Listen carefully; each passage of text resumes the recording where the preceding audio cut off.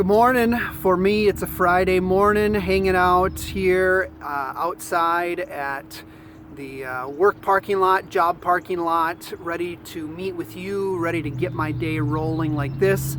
So let's jump in together. We've got some of our light green cards on the topic of wisdom today. Proverbs 16, verse 9. Let's hear together. Proverbs 16, verse 9. It says, "In his heart a man plans his course, but the Lord determines his steps." Let's hear it one more time, real short verse. With the airplane flying overhead right now. Not too many planes flying around these days. Weird days. In his heart, a man plans his course, but the Lord determines his steps. Proverbs 16:9. Let's think on it together. This little verse from Proverbs talks about the will of man versus the trajectory of a person's life that is determined by the Lord. It doesn't say that these two, that one has to collapse upon the other. In my house, there's 6 children, and there is 6 different wills going on and competing for different ideas, different activities at different times. If the kids know we're going to watch a movie on a particular evening, they will all set their heart on a different movie. They will all play their cards with dad or try to butter up mom. Mom, wouldn't it be fun to watch this one? And ultimately, it is the dad or the mom who determines the steps of what is watched. But all of those cares and all of those investments by the children are still their own desires, their own yearnings. They're not meaningless.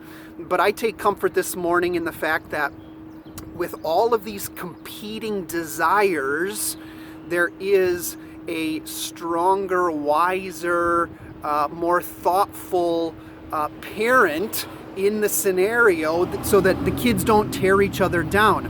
I want to take that to a global scale now.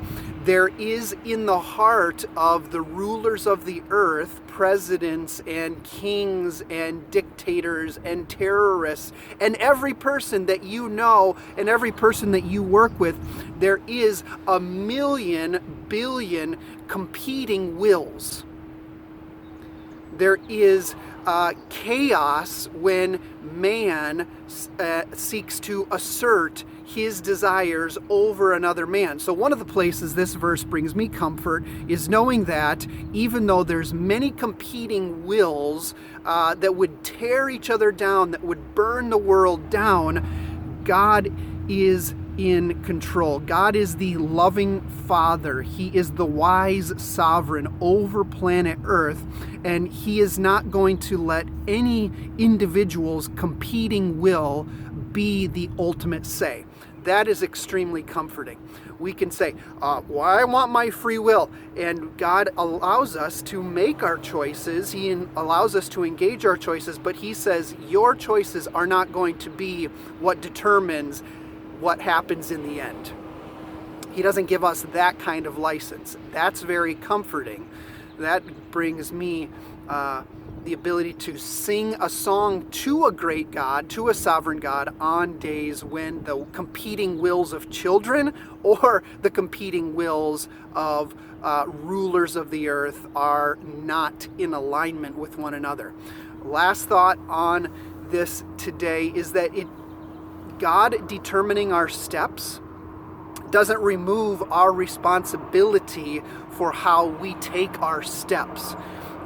It's not like we say, well, I can do whatever I want, I can live any way that I want because God is going to bring me to His determined end. That would be to ignore lots of scripture, most of the book of Proverbs, that teaches us the principle that God has layered in creation, that is, you will reap what you sow for most of your choices. So we don't say, I'm going to lay down on a train track even though there's a train coming, and if God doesn't want me to die, he's going to stop that train. No, God has given you the ability to think, is it a good, wise move to lay down on this train track, and to arrive at the answer, no, that is not a wise choice.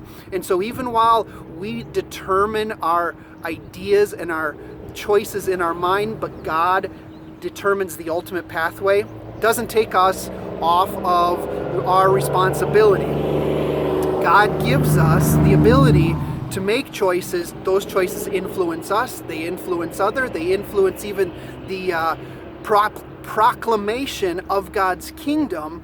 So today, rest in God's ultimate sovereign authority, but don't let that excuse your making wise choices as you navigate through this Friday, this weekend, this whatever time you are watching this. You will reap what you sow is a primary principle that Scripture teaches us and that life teaches us. So, walk with God in your daily desires and choices and trust Him with the big picture.